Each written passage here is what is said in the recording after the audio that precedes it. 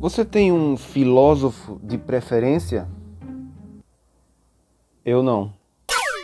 Mas eu tenho um filosofage influencer de preferência, que é o maior filosofage influencer da história do universo desde a última era do gelo. Da história do universo desde a última era do gelo. Caralho, teve uma era do gelo no universo. Pois é. A cunha na vinheta que agora o subproduto de filosofia tem vinheta nova. A cunha, Zé dos Preá.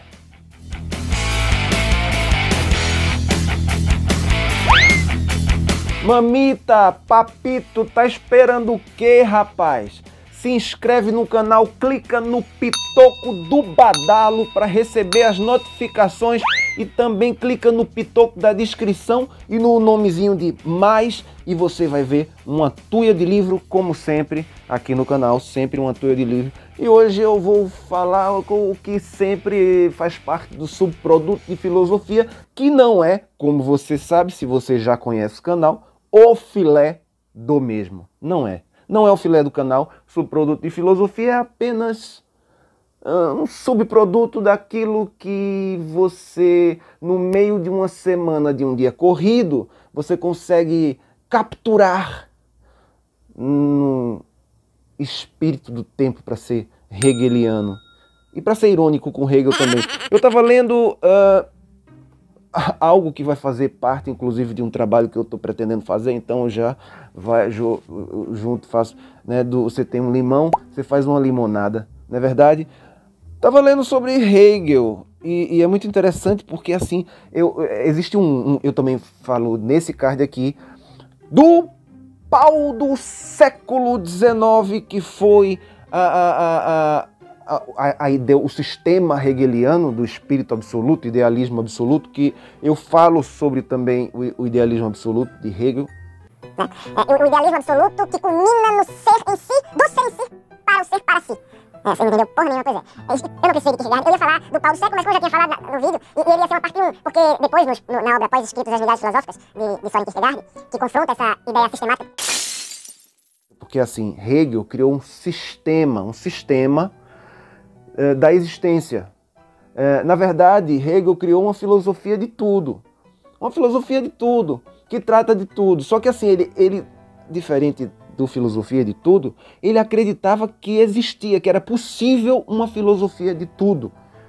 Que inclusive nasceu no Oriente e aí foi se chegando, veio para a Grécia, tal, passou por lá, depois chegou na Alemanha da época.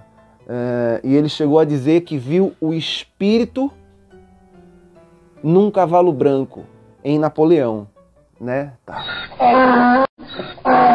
Cara.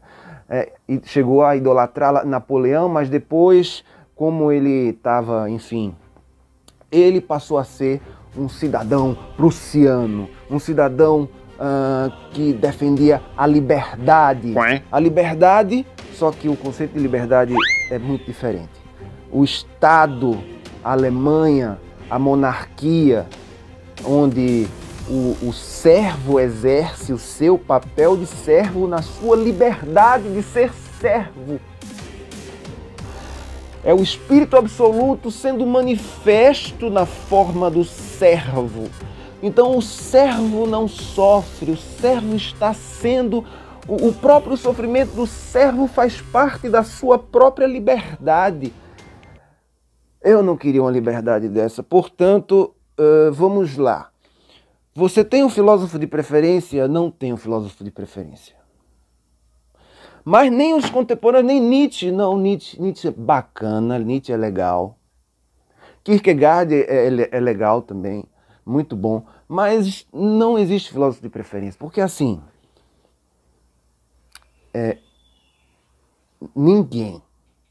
ninguém é capaz de criar um sistema da existência.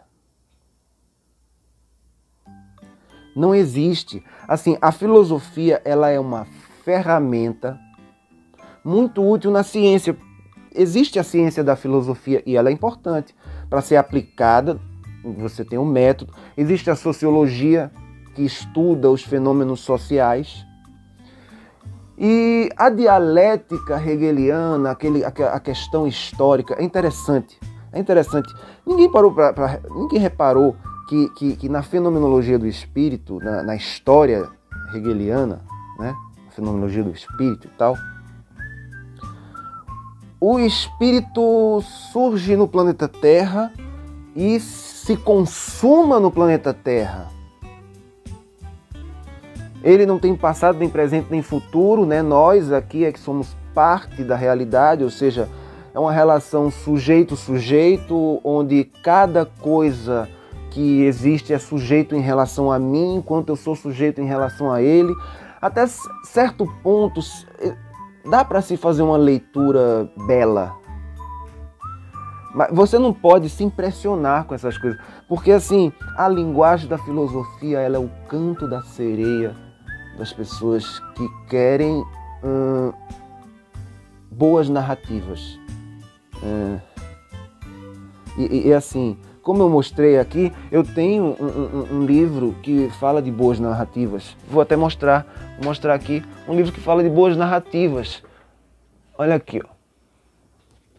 Os 100 argumentos mais importantes da história da filosofia ocidental. Nem contou com a filosofia oriental, não contou nada, basta a filosofia ocidental. Por quê? Porque todos os argumentos são campeões. Campeões de bilheteria, campeões de sucesso, campeões, todos os argumentos são infalíveis, embora contraditórios. Como é que pode? O argumento é infalível e é contraditório. Se você pretende ser estudante de filosofia, você está querendo estudar filosofia, é assim, eu sou um estudante de filosofia. Eu fiz letras e quando eu fiz letras eu paguei a cadeira de filosofia, porque todo curso universitário tem filosofia e paguei a cadeira. Naquela época, a filosofia me impressionou. Me impressionou tanto, porque assim, Platão me impressionou, Sócrates, né, através de Platão. É muito comum na história, enfim, quem for professor de filosofia vai confirmar isso que eu estou dizendo. Eu nunca fui professor de filosofia. Nunca fui. Embora tenha livros escritos que tratam sobre filosofia, porque eu gosto do termo, da palavra-chave, enfim, como eu faço filosofia, então eu disse, vou juntar o útil ao agradável, né? As palavras-chave, as keywords e tudo mais. Os algoritmos funcionam assim, então eu também vou tratar os algoritmos a meu favor, a favor do meu canal também. Mas quando uma coisa muito comum comum entre alunos, entre estudantes de filosofia, principalmente no começo do curso, é que quando aí vê Platão, aí se impressiona e diz, caralho, quando começa a entender que a teoria das formas são as ideias na verdade não é a ideia que a gente tem de ideia, é uma coisa mais abstrata e que na verdade não é ideia, são as formas, e essas formas são primordiais e tal. Aí depois você fica completamente platônico. Aí você começa a ler Aristóteles. Aí você começa, enfim, ler Aristóteles não que você não lê Aristóteles na graduação. Não lê, você não lê se quiser, à parte. Você lê assim, comentadores de Aristóteles. E assim, muito pobre, vai por mim que é pobre. Aí você vai ver Aristóteles e, é claro, lógico, é apresentado as 4 formas, né? As 4 causas de Aristóteles, e aí se impressiona, meu Deus, isso é a realidade descrita, é a realidade. A realidade são as 4 causas, pô. A potência, a causa em potência e ato, né? A substância, o caos, que é qualquer coisa em potência, né? E o ato, quando ele se realiza. Olha que lindo, narrativamente. Eu dei um monte de roubada. Eu deixei de falar um monte de coisa. Mas ficou bonitinho, né? Ficou até Interessante. Pois é, a filosofia ela é meio que um canto da sereia. Aí o cara se impressiona com Aristóteles, depois vai. Aí pega, estuda os estoicos, né? Enfim, estuda os epicuristas, estuda um pouquinho da escola cínica, se impressiona com a trollagem, o jeito interessante de Diógenes de Sinope. Inclusive, para mim, um dos grandes pensadores, embora muito rejeitado, né, pelo modo como ele viveu. E aí se impressiona com tudo isso. Depois você é apresentado à escola medieval e diz: não, a escola medieval tinha sua sabedoria. A escola medieval produziu grandes pensadores, né? A patrística, aí você começa com a patrística, depois você vê que a patrística não surgiu do nada. Você começa a ver as similitudes dela com o pensamento hebraico, os judeus antigos, tal, que se cristianizaram na história, e aí você vê um sincretismo dos gnósticos, que tendiam mais ao platonismo do que ao cristianismo, e aí é Paulo que conseguiu fazer uma síntese disso, porque assim levou para os gentios o que ficaria restrito ao grupo dos judeus cristãos ali e tal, e pronto, morreria ali. E aí você vê depois, se impressiona com Agostinho de Hipona, com Santo Agostinho, e depois se impressiona mais ainda com as 5 vias de Aquino. O cara consegue provar Deus através de um esquema, de uma estrutura muito bacana. A estrutura é linda, belíssima, uma estrutura arquitetônica belíssima, né? E assim, quando você tem um filósofo de preferência, o filósofo é o seu teto, você não passa dele. Então Santo Agostinho está lá com aquela teoria, tal, não sei o quê, mas aí vem a reforma. E quando vem a reforma, aí começa o iluminismo, aí vem Descartes com o cogito, que na verdade é uma ideia anterior, que ele simplesmente transformou, porque o dualismo desde sempre fez parte da história. Aí ele só invernizou de uma maneira mais palatável, por assim dizer. Mas criou um método interessante, tal, não sei o que, enfim, aí veio Descartes, você se impressiona com algumas coisas, mas você não se impressiona tanto. Você Descartes é mais fácil até de ler, inclusive. Muita gente começa por Descartes, depois você começa a ver o Kant, aí você diz, cara, é isso, Kant está dizendo tudo o que eu pensava, Kant é um Everest, Kant é gigante, Kant é um imperativo categórico. E aí quando entra Hegel com a liberdade do espírito absoluto, porque assim, o espírito Deus não se conhecia e passou a conhecer-se através da manifestação do espírito, e como ela se dá através da história. Ou seja, a história repete as categorias que nós reproduzimos na subjetividade no dia a dia. A história repete em ciclos maiores e sempre sanguinários e de guerra, assim.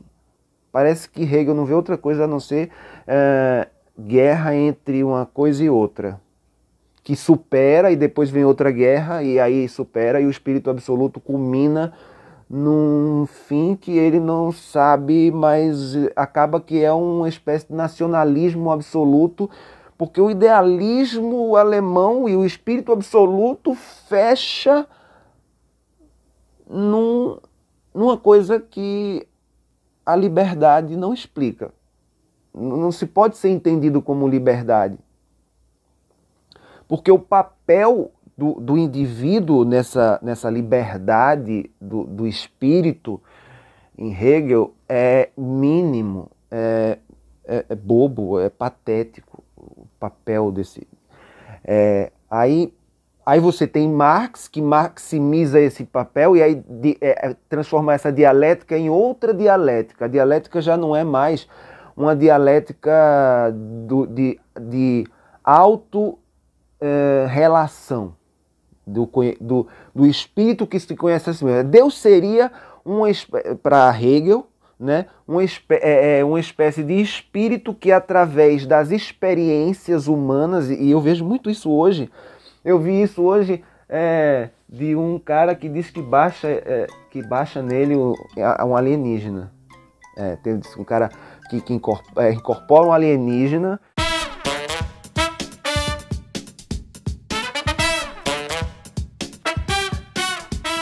E que ensina física quântica. O cara incorpora um alienígena que ensina física quântica. Agora, interessante é que ele não ensina uma coisa, porque assim, a física quântica já existe. Por que o alienígena não ensina uma coisa além da física quântica? Sabe? Porque assim, seu alienígena, a física quântica já foi descoberta. E foi no século XX, né? Já era estudado, você tem Max Planck, você tem Born, você tem Schrödinger, você tem Einstein, né? que trabalhava com a teoria da relatividade geral. A física quântica já existe. Inclusive, você quer saber de física quântica? Tem um livro aqui, Carlo Rovelli aqui, ó, Carlo Rovelli. A ordem do tempo, para acabar com essa besteira, porque assim, existe tempo objetivo ou não existe tempo objetivo. Pouco importa, e daí se existe tempo lá fora ou se não existe tempo lá fora, existe o tempo que você percebe, não existe? Pronto, esse é o que importa, porque realmente, se você ler esse livro aqui, A Ordem do Tempo, do físico, é bom ler de um físico, não vai ler de um filósofo. O filósofo não entende porra nenhuma de tempo. Quem entende de tempo é físico. Então, assim, entenda um pouco de física, um pouco de neurociência também. Então o que devemos estudar dos filósofos? A narrativa dos filósofos. Isso sim no seu tempo histórico, para entendê-los no seu tempo histórico. E para entender o que é que ele representou naquele tempo. É lógico que você não vai fazer uma leitura de Hegel no tempo atual, considerando mecânica quântica, física, etc. Você não vai ler assim. Você vai ler Hegel a partir de Hegel. Agora, é impressionante como assim, o cara se impressiona com a fenomenologia do espírito. Eu tenho ela ali também, fenomenologia do espírito. Se impressiona com a leitura e cria uma espécie de laço emocional e aí passa que vê a realidade toda, eu sou, e a minha subjetividade é a própria realidade. E aí você esquece a subjetividade do outro, sempre, porque o mundo é para você. E você se impressiona, não se impressione com filósofo não, leia criticamente. O importante de entender filosofia é entender no que ela contribuiu para formar a sociedade em que vivemos. No que foi que a filosofia contribuiu para tornar a sociedade que vivemos. E no que eu posso contribuir para que a sociedade se torne melhor. Porque assim, todo mundo busca filosofia de uma maneira muito parecida com a que busca religião. As pessoas buscam religião como se elas quisessem buscar uma espécie de salvação para si, porque não sabem por que estão no mundo. Eu não sei por que eu estou nesse planeta, então eu busco uma religião para me salvar e foda-se o mundo. As pessoas buscam religião e aí quando chegam lá e levantam a mão e dizem em nome de Cristo e tal. Aí, em nome de Cristo, para não ser punida, eu vou ajudar o próximo. Não, cara. Você não ama o próximo quando você está fazendo isso para obter uma recompensa. Seja ela sabedoria, seja ela um paraíso celeste, seja ela um reinado, seja ela, enfim, qualquer... Então, se você está em busca disso, você não está em busca de ajudar ninguém. Ficamos por aqui. Hoje o subproduto de filosofia terminou com até um filé. Oi, um filé. No contrafilé. Um filé em cima do contrafilé, mas como o contrafilé embaixo também, aproveita tudo, porque filé com contrafilé, tudo cai, tudo bom. É bom, assado assim, temperado, sal, bastante sal. Claro, sem exagero, né? Principalmente hipertensos. Pois é. Ficamos por aqui. O Filosofagem de Influências se despede e